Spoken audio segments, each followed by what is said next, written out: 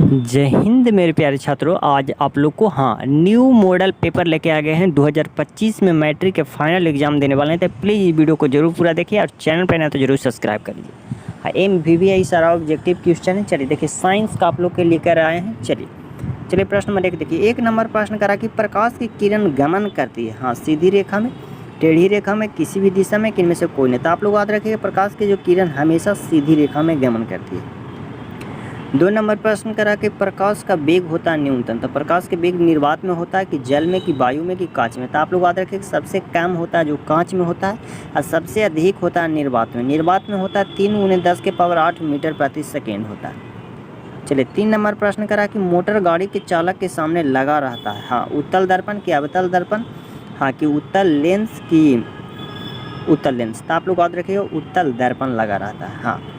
चलिए 4 नंबर प्रश्न करा मोटर कार के हेडलाइट में किसका उपयोग किया जाता है। समतल दर्पण का, कि उत्तल दर्पण, कि अवतल दर्पण, कि उत्तल लेंस। तो मोटर कार के जो हेडलाइट में अवतल दर्पण का उपयोग किया जाता है। चलिए 5 नंबर प्रश्न करा कि समतल दर्पण द्वारा बना प्रतिबिंब होता है। तो आप लोग याद रखें, जो समतल दर्पण से प्रतिबिंब बनता है हमेशा काल्पनिक होता है। क्या होता है? काल्पनिक। चलिए 6 नंबर प्रश्न करा कि लेंस की क्षमता का सही मात्रक क्या होता है। तो आप लोग याद रखिएगा, डायोप्टर होता है। लेंस की क्षमता का सही मात्रक डायोप्टर होता है। 7 नंबर प्रश्न करा कि प्रकाश की किरणों का पथ दर्शाने वाले चित्रों को कहा जाता है किरण आरेख, की फोकसांतर, की किरणपुंज, किनमें से सही। तो आप लोग याद रखिएगा, किरण आरेख कहा जाता है। 8 नंबर प्रश्न करा 2D क्षमता वाले लेंस के फोकसांतर होता है। अगर 2D पूछे तो होगा 50 सेंटीमीटर, फोकसांतर पूछे तो होगा 50 सेंटीमीटर। चलिए 9 नंबर प्रश्न क्या करा कि किसी उत्तल लेंस की फोकसांतर 50 सेंटीमीटर उसकी क्षमता। देखिए उसमें उल्टा पूछ रहा है, अगर 50 फोकसांतर पूछे तो होगा 2D। चलिए 10 नंबर प्रश्न करा कि किरणों करा कि प्रकाश के किरणों को समूह को क्या कहा जाता है। तो आप लोग कमेंट करके बताइए 10 नंबर प्रश्न के क्या होगा राइट आंसर। 11 नंबर प्रश्न करा कि उत्तल लेंस की क्षमता होता है। उत्तल लेंस की क्षमता हमेशा धनात्मक होता है, अवतल लेंस की क्षमता हमेशा ऋणात्मक होता है। जरूर याद रखिए। देखिए 12 नंबर प्रश्न कर रहा है कि अवतल लेंस की क्षमता क्या होता है, तो ऋणात्मक। आप लोग जरूर याद रखिएगा। चलिए 13 नंबर प्रश्न कर रहा है कि उत्तल लेंस को कहते हैं अभिसारी, कि द्वि उत्तल लेंस, की अपसारी, की इनमें से कोई नहीं। तो आप लोग याद रखिएगा, अभिसारी लेंस कहा जाता है। चलिए 14 नंबर प्रश्न करा कि अवतल लेंस को कहा जाता है, अवतल लेंस को कहा जाता है अपसारी। MVVI ऑब्जेक्टिव क्वेश्चन है।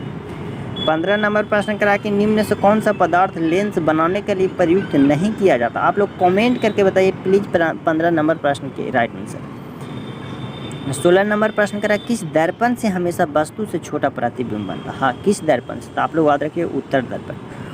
उत्तल दर्पण से वस्तु से छोटा प्रतिबिंब बनता है। 17 नंबर प्रश्न करा किस दर्पण से वस्तु से बड़ा प्रतिबिंब बनता है, तो अवतल दर्पण हो जाएगा। 18 नंबर प्रश्न करा प्रकाश के परिवर्तन के कितने नियम होते हैं। तो आप लोग जानते ही होंगे, प्रकाश के परिवर्तन के 2 नियम होते हैं। MVVI objective question. प्रश्न 19 करा कि जब प्रकाश की किरण हवा से कांच में प्रवेश करती है तो वह मुड़ जाती है अभिलंब से दूर, कि अभिलंब के निकट, कि अभिलंब के समांतर, किनमें से कोई नहीं। तो आप लोग याद रखिएगा, अभिलंब के निकट मुड़ जाती है।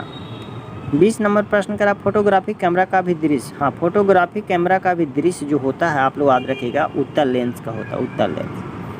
21 नंबर प्रश्न करा साइड मिरर के रूप में प्रयुक्त होता है। साइड मिरर के रूप में उत्तल दर्पण का उपयोग करते हैं।